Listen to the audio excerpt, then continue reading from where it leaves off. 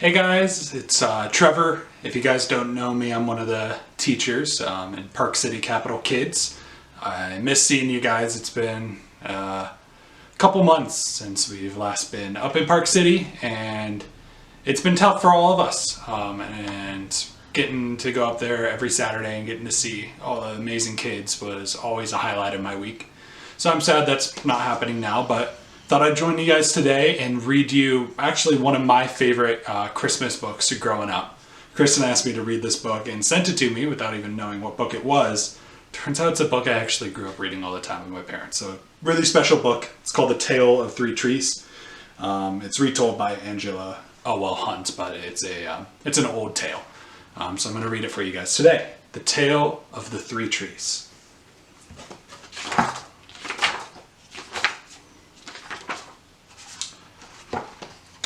Once upon a mountaintop, three little trees stood and dreamed of what they wanted to be when they grew up. You can see the three white trees up there.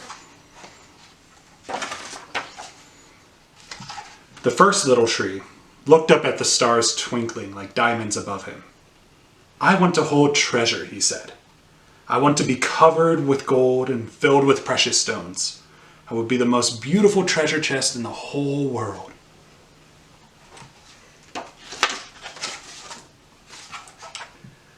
The second little tree looked out at the small stream trickling its way into the ocean. "I want to be a strong sailing ship," he said. "I want to travel mighty waters and carry powerful kings. I'll be the strongest ship in the world." The third little tree looked down in the valley below, where busy men and women worked in a busy town. "I don't want to leave this mountaintop at all," she said. "I want to grow up so tall that when people look at me, they will raise their eyes to heaven and think of God. I will be the tallest tree in the world." If you're any of the three trees, which one would you want to be? What kind of dream do you have? Years passed. Look how big the trees have gotten. The rains came, the sun shone, and the little trees grew tall. Can you go lie down? Thank you. One day, three woodcutters climbed up the mountain. The first woodcutter looked at the first tree and said, "This tree is beautiful. It is perfect for me." And with a swoop of his shining axe, the first tree fell. Now I shall be made into a beautiful chest, thought the first tree. "I shall hold wonderful treasure." The second woodcutter looked at the second tree and said, "This tree is strong. It's perfect for me." And with a swoop of his shining axe, the second tree fell. "Now I shall sail mighty waters," thought the second tree. "I shall be a strong ship fit for kings." The third tree felt her heart sink when the last woodcutter looked her way. Remember, she wanted to stay on the hill and grow really tall. She stood straight and tall and pointed bravely to heaven. But the woodcutter never even looked up. "Any kind of tree will do for me," he muttered. And with a swoop of his shining axe, the third tree fell.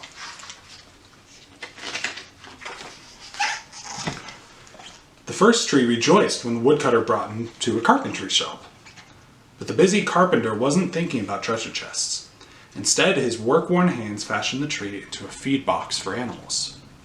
The once beautiful tree was not covered with gold or filled with treasure. It was covered with sawdust and filled with hay for hungry farm animals. Not quite the ending he expected, right?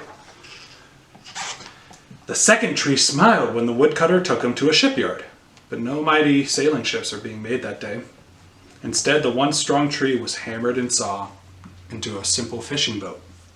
Too small and too weak to sail in an ocean or even a river, he was taken to a little lake, and every day he brought in loads of dead, smelly fish.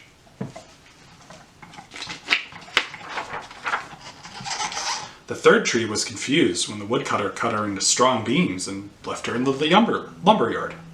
What happened, the tall tree wondered. All I ever wanted to do was to stay on the mountaintop and point to God.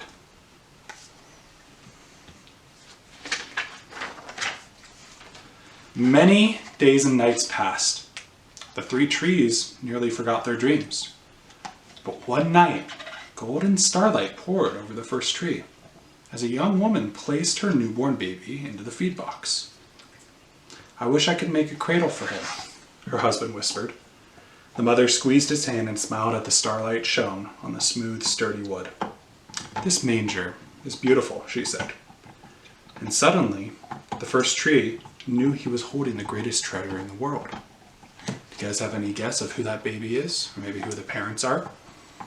I bet you know. One evening, a tired traveler and his friends crowded into the old fishing boat. The traveler fell asleep as the second tree quietly sailed into the lake.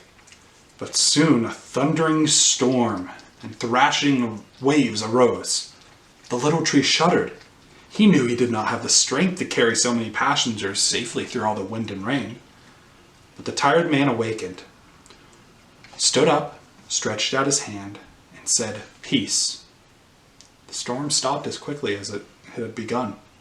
Suddenly, the second tree knew he was carrying the King of heaven and earth.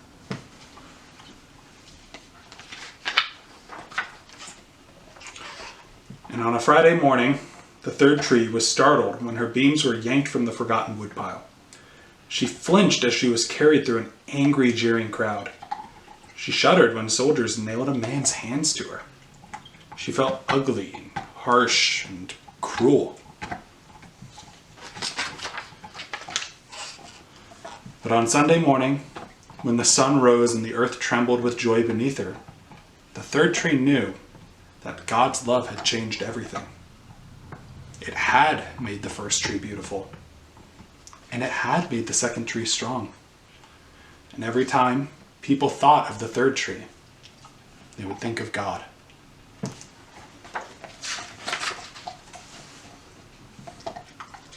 That was better than being the tallest tree in the world. So in the end, although all three of the trees didn't quite see where the story was going, God had it all planned out from the beginning. And all of them got to live the lives they once dreamed, although maybe not quite in the way that they expected. It's a really nice tale of three trees, but it's also a tale of how God knows us, and He knows, our dreams and what we would love to be when we grow up, and all the things that are hurting us, and all the things that bring us joy. He knows all those little intricacies of our life, and although we may not know it, He's working with everything that He knows to turn our lives into the most beautiful things we can imagine. I'm sorry if you hear any kind of squeaking. I have my dog chewing a toy over on the bed. Anyways, though, just remember this Christmas season that God had a plan with everything. And it may not seem like the best plan, but to save our lives and to save us from sin, He sent a baby boy. Not quite the thing that people were expecting. They were expecting a king to come and ride in and to, save Jerusalem and, throw down the oppressors of Rome. But that's not how God did it. He sent a baby child into the world to save us from our sins. And how beautiful that is. So, Merry Christmas to you guys. I miss you all very dearly. I hope you guys have a safe and healthy holiday season. And hopefully here soon, hopefully this summer, I get to see you guys again up in Park City and share in the joys and the laughter and the love and the fun that we had in the kids' room and everything that went on there. Merry Christmas.